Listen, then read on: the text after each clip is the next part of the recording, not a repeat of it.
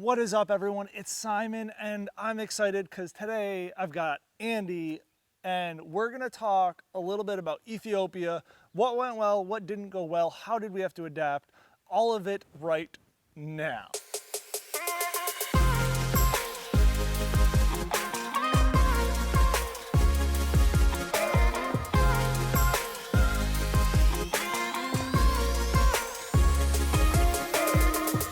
Pretty much, Andy and I have been talking about trying to kind of just discuss everything that we did in Ethiopia, and we're out here camping and decided it was the perfect time for us to not only test some camera gear, but also have a little discussion. So we're just gonna jump right in. This is gonna be pretty much just uncut. We're just gonna be bouncing between cameras of what Ethiopia and working with YZM was like, and some of the stuff we ran into, which we never could have predicted. So, yeah, let's jump right in.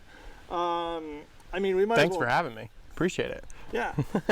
Welcome to the channel again. What would you say was the highlight of the trip for you? Highlight of the trip was meeting everybody and experiencing the little taste of the life of other people, and then we were there helping. Yeah. That would be my favorite part. I mean, meeting Nasibu and Bertakan, and them just being so gracious and helpful to house us and feed us, and Yeah. that's something you don't get often on a project like this. So that's fair, and we had pretty good accommodations. Oh man, yeah. I mean, we had Wi-Fi. I mean, we had Wi-Fi-ish. It was in a stairwell, and so we were on the third floor of this guest house, and if you've seen any of the time lapses from the project, everything except for one was filmed on the roof of this guest house. Yeah, and which is on floor 5. Yeah. And we were on the third floor where we slept, but the Wi-Fi only worked on level 2 and in the stairwell to level 3. Which was marble, and it was nice and cool, so we found ourselves napping there in the wee early morning when we couldn't jet lag sleep. is Yeah. a beast. Yeah, so it was Wi-Fi-ish. We had it in the stairwell and downstairs, and then it was fast for what I've dealt with while traveling, slow on American standards. Sure. Yeah. Video chatting was tough. Yeah. What about you? Like, what was your favorite experience through Addis Ababa? I think the thing that was really most interesting to me was actually going through the market. Oh yeah, the Mercado. Yeah, the Mercado. Yeah. And that really, super sketch a little bit though. Definitely sketch. Definitely, so we went to the largest open air market in Africa, and this was a zoo. Gnarly, as though. far as just people moving everywhere, Yeah. goods everywhere, people are hauling crazy loads down the street. It was insane. And all we packed was the A6600 with a pancake lens and the RS100, because basically what we were told was be able to put your cameras in your pocket just in case we run into a situation that we just need to be able to get out and not have that stuff showing, and that was the only way we could do it. Yeah. Which, tangent off that 6600 with the 20mm pancake is a pretty sick little travel camera and lens. And if you want to know more about that, click the link above Andy's head. It's a fantastic little camera that I was pleasantly surprised with, especially for that type of a situation. Yeah, for sure. Because I think we were just wearing kind of cargo pants or whatever, and it just slipped right into our pocket. And yeah, it was. If we needed to, incredible. But that was one of the interesting things to me, because it's so different from other experiences I've had, and it was something that was truly unique to that area. Yeah. So I thought through this, there's a lot of food stands and, people selling rugs and antiques and, furniture and everything you could possibly think of. Yeah. Did you have an inclination to try any of the street food there? No. No? I also was not, like, I didn't notice a ton of food. There wasn't much, but... And I also was not really hungry. So that was one of the days where we ate, like, a late lunch and then went. So, like, having just eaten it wasn't, like, on my mind. Yeah. I really was hoping to capture a little bit more of it, but it was just so crazy, and we were just moving. Yeah, that was a long day. I remember going back to the house at like I was probably 8 o'clock local time, and it was just like, oh man, I'm just spent. Yeah, that was definitely a long one. Yeah. What would you say was the toughest, or like the thing that caught you off guard most?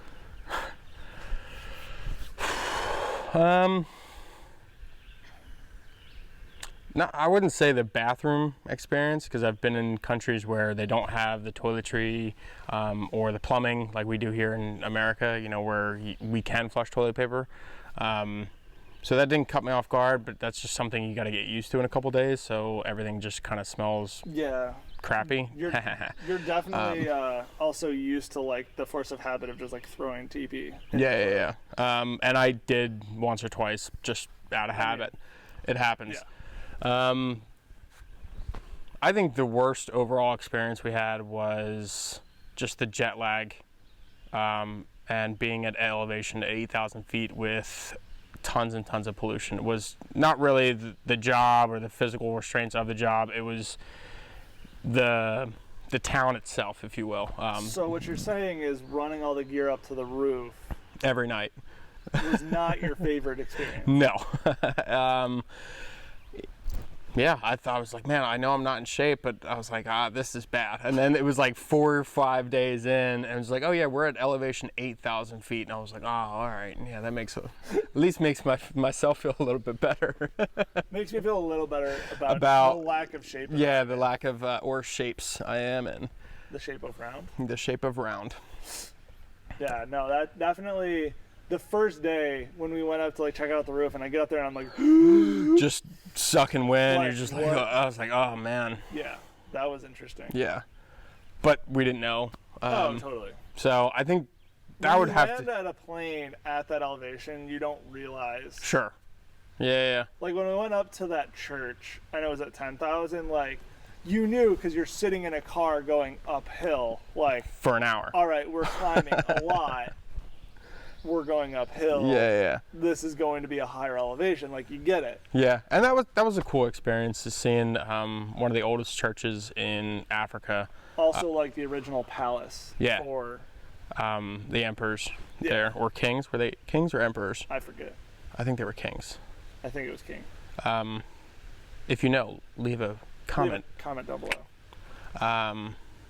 Yeah. I would have to say that's probably the worst experience, is just dealing with lack of knowledge of where we were, where we're going, and you know. Totally. But other than that, I mean, like the ever-changing schedule, I'm pretty, normal to that. So it's like, hey, we're going to this town today.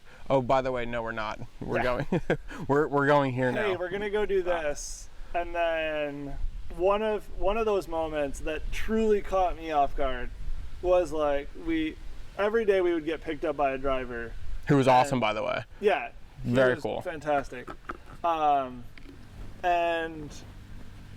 this one day we get to the school, and we were planning on like going to the school and then picking up one of the staff and then going out to one of the other sites.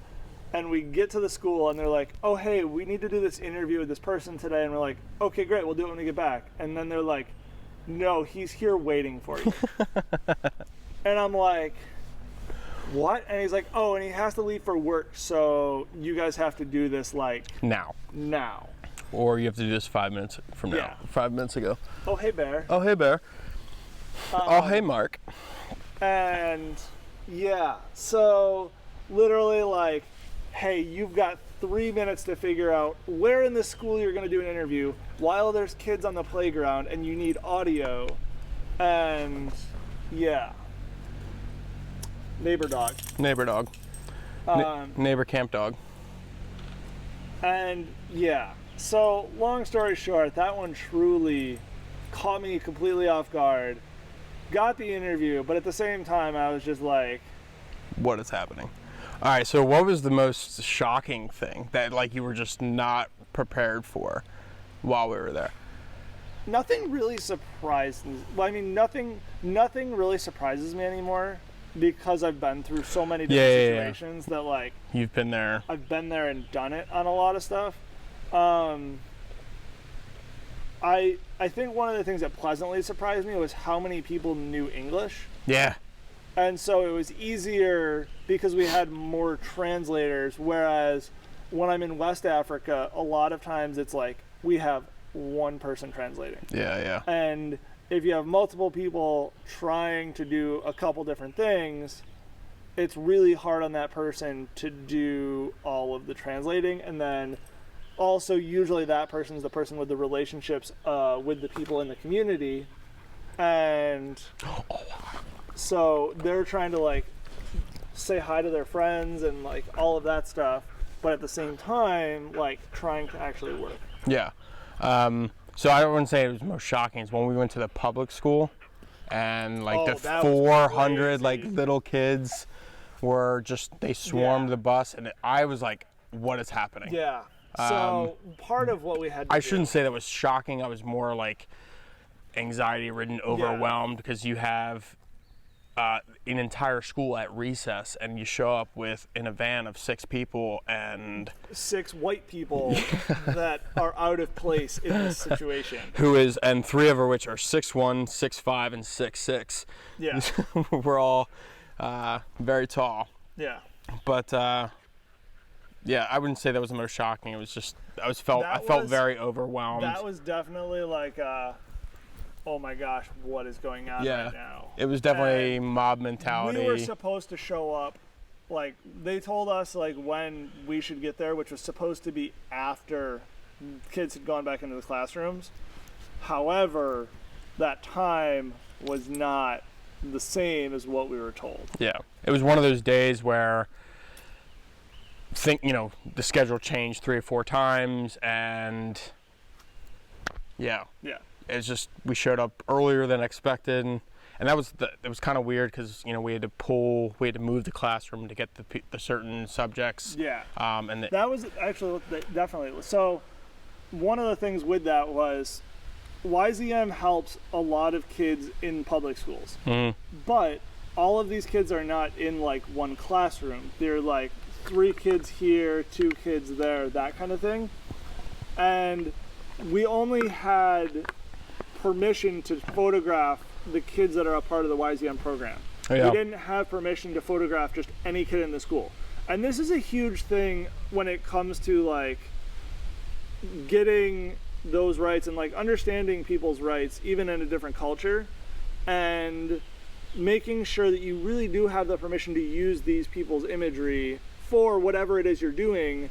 So like we had to like disrupt classrooms where we had to rearrange it so that we could photograph just the kids that are a part of the program and then photograph like with the teacher a little bit, that kind of thing, but not get all of the other kids in the classroom. And this is not like an American classroom of like 15 kids. This is a classroom of like 35. Yeah. So huge classrooms. It's a lot more people to maneuver to try and get the image, and then you're also dealing with like language barrier and they don't really know what we're doing there either. Right. So like we're going in with cameras, or Simon or I am, because they don't really want to disrupt the classroom, obviously, which is education would be number 1 in that case. Right. Oh, like they had talked to the school administration, but I don't know if the teachers knew. It was one of those like talking to the school administration did not funnel all of the information to the teachers in the classrooms we ended up in. And so it was just awkward. Huge. And so it was kind of one of those like let's get in, let's get what we need, and get out with as little disruption as possible. And that was one that we shot all on the A7 cameras just to be as like quick and like small footprint amount of obtrusiveness as possible. Yeah. Excuse me. Oh, you're good. Yeah. That was another interesting thing we had to like pivot and change. Yeah. It was interesting though. Just obviously it's a new experience for me, and I never thought to ever visit a country in Africa, so I thank you a million times. Thank you. That was it was a great experience. What was your first thought when on that Tuesday? So when we were driving to Sabetta and we started to pull off to the side of the road, before you realized that there was baboons. What was I thinking, or like why we were stopping? What were you thinking as we were slowing down? I don't know. I was expecting like a truck to pass us, or I wasn't all that sure. And then you were like baboons, and I was like, cameras. Where's my lens? Why is the lens cap on? Why do I have the 16 to 35 on when I need a 70 to 200? Yeah. No, the baby baboon on the mother's back was adorbs. That was pretty dope. Yeah.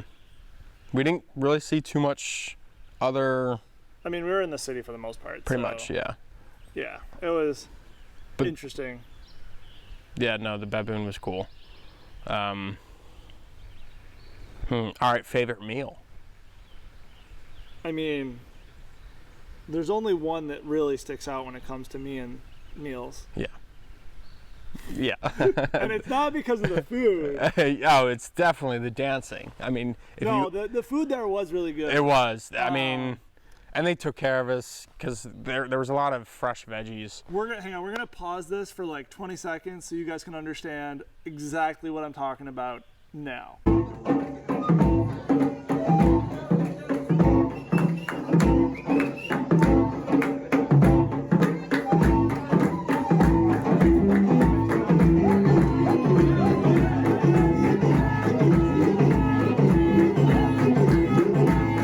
As you can see, I had fun at that meal. I did too.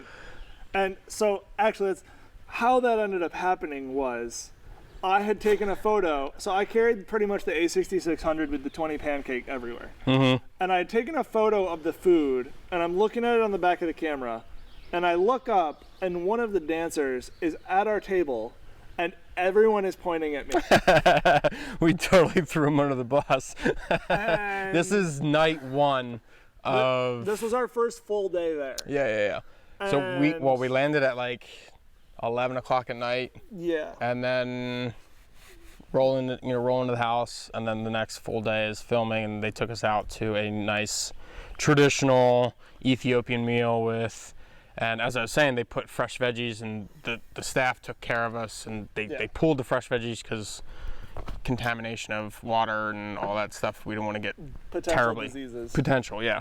But then at the same time, they also had a variety of dances from the various tribes or people groups in Ethiopia. Yeah.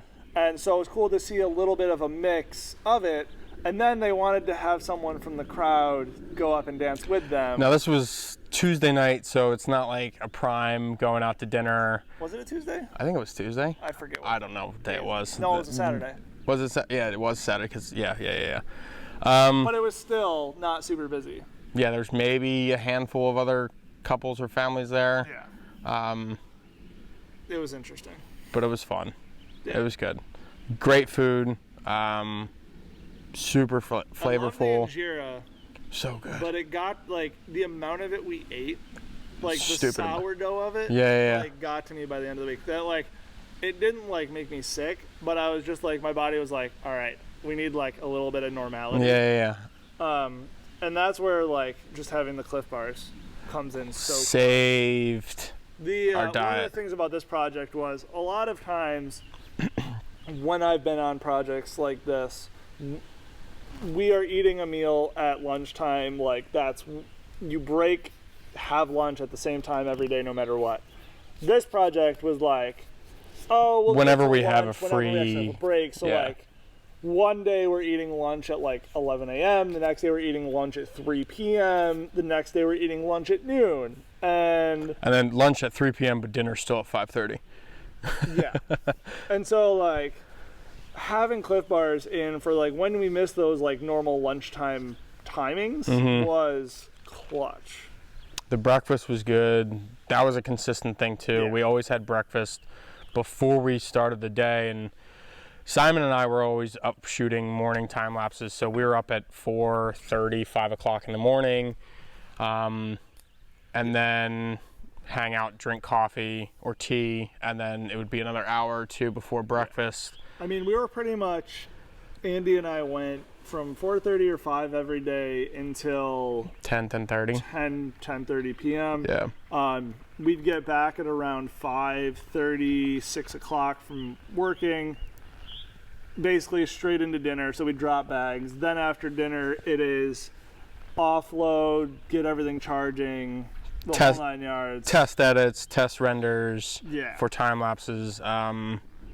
Just the quick stuff to make sure that we're like on the right ballpark, making sure that we've got all the footage, going through our like to-do list, because I don't carry an exact shot list, because with these types of projects I never know what it is I'm gonna find. And so every night we would have to go through like, here's the topics that we needed to cover, here's the things we wanted to cover with them, do we have that, what else do we need to get? So that way it made it really easy on our last 2 days to get all of those little pickups that we needed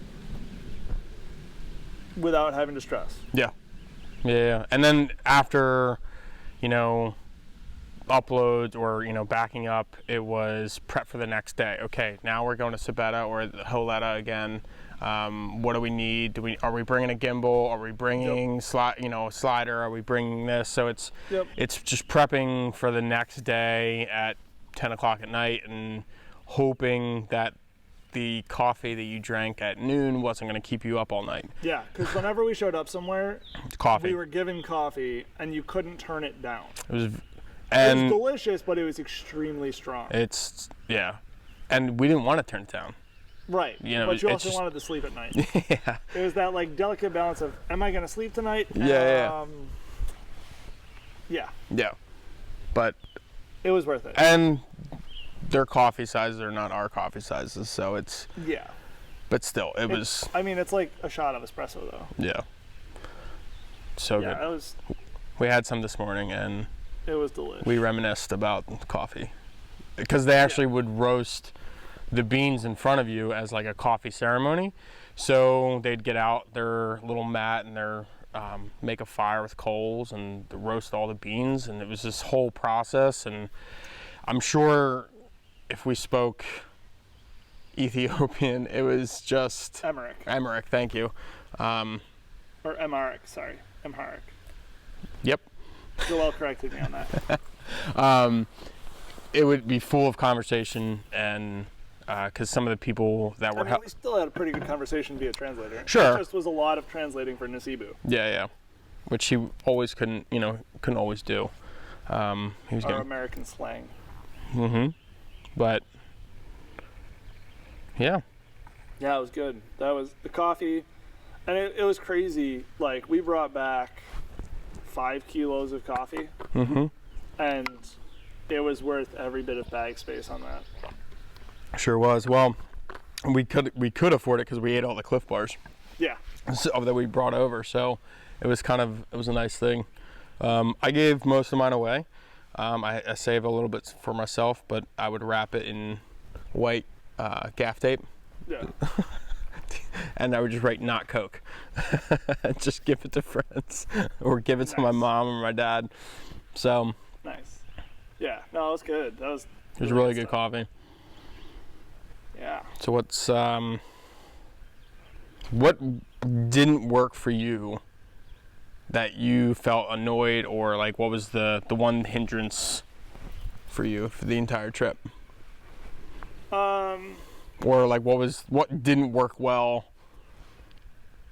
from a director / producer / shooter? I think the thing that I would have liked to have a little more of was like getting a little variety into like we got the types of people we wanted, but at the same time like the Ethiopian people were very much like quick response, like not super personal, very like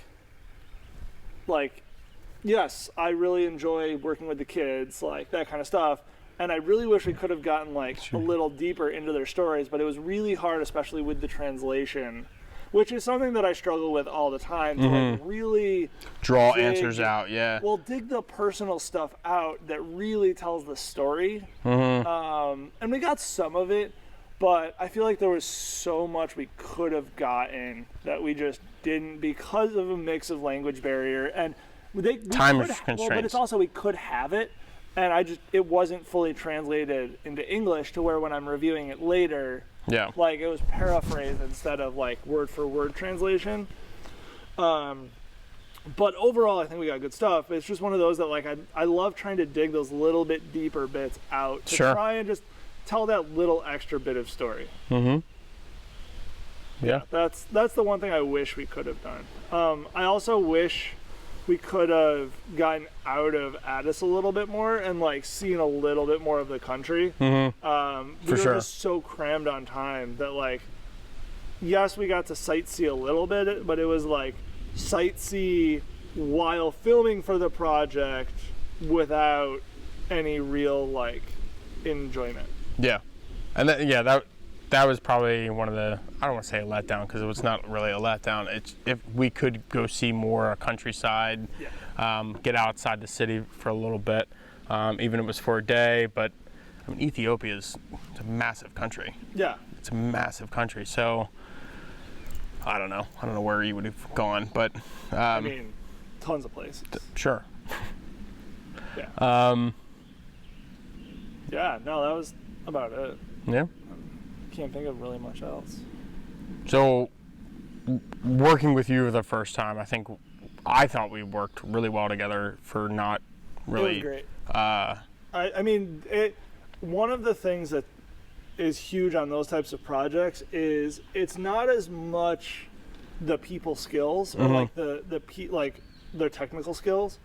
It's the people skills and like the people getting along, because when you're 12 long days in a row and you can't avoid people, it's very easy to get annoyed and frustrated. And that's kind of one of the saving graces for like, you can't be in that spot to be annoyed and frustrated with a coworker or a producer or a director, is because it's going to affect how you shoot and how you respond to certain situations. It's going to affect your attitude all day, and it's going to affect everyone on the team. Yeah, and it's just not fully in. Yeah. So, that was just because I'm not gonna lie, I was a little nervous going in and working with you for the first time. So I was having not met Luke, and not met Luke, and who was also great for the trip as well. Yeah, no, it was a good crew, and that's half of it, is just like finding those people that can do it all that you need. Yeah. And especially with the amount of gear we were using. Yeah, it was 9 cameras. Yeah, 8 or 9. Yeah, I think Joel came up one night. Not all of it was used. Some of it was redundancies in case stuff broke. Yep. And we didn't use the 360 camera all that much. I think once or twice. The 6600 pretty much lived in your pocket. Yeah, but I didn't really use it when we were working. So like, no. The 6600 was great when we went out and did stuff. That was like the like working sightseeing. Yeah. Or like going to like that kind of thing. But I never really used it when we were working sans day one, when one of the kids wanted to try a camera. And I was able to put like smaller setup on that, so that granted, this was Nasibu's son, so we had like a layer of trust built in already. And he was within line of sight the whole time. Yeah, I think we had we had backup for everything. Yeah. The only thing we didn't have backup with like motion control time lapse, but that wasn't used outside the house. We used it the one day, or no, we didn't use it the one day because we just did a static of the kids playing. Yeah. So that pretty much didn't leave the house, and which is fine because we really didn't want to be out in the city too much. Well, and we were moving at a pace that for a lot of the stuff we were doing, time lapse didn't fit. As far as like during the day telling the story of the students and everything, it fit when it came to the preschool to try and get the kids playing on the playground, which was a YZM place. Like, we had permission for all the kids, but at the same time we did a shutter drag where it had all the kids kind of blurring to add a little bit of motion to it. And that was fantastic. Yeah. And it just worked out really well. Then everything else was rooftop. Yeah. Motion. Yeah, it was we great. We really have time. And I mean, we got some burners of sunsets. I mean, that one going through the railing. Money. Put it up right here. Yeah. That was good. There's one that you shot on the Ronin S, and there was like clouds over the mountain, and the sun rays over, I guess, the far west version of Addis, which is getting hit with these great sun rays, and it was fantastic imagery. Yeah. No, that was great stuff. Yeah. If there was anything you could do differently, whether it's gear, whatever, is there something you would have done differently? Brought more cliff works? No, I'm kidding. I think we only had 2 left. I think we had 2. But I don't think so. I mean, obviously, it would be like, oh, I wish we had more time, and, you know. Besides time. Besides time, I don't think so. No. I think it was a very successful trip. I mean, so you're relatively efficient. I try to be. I try.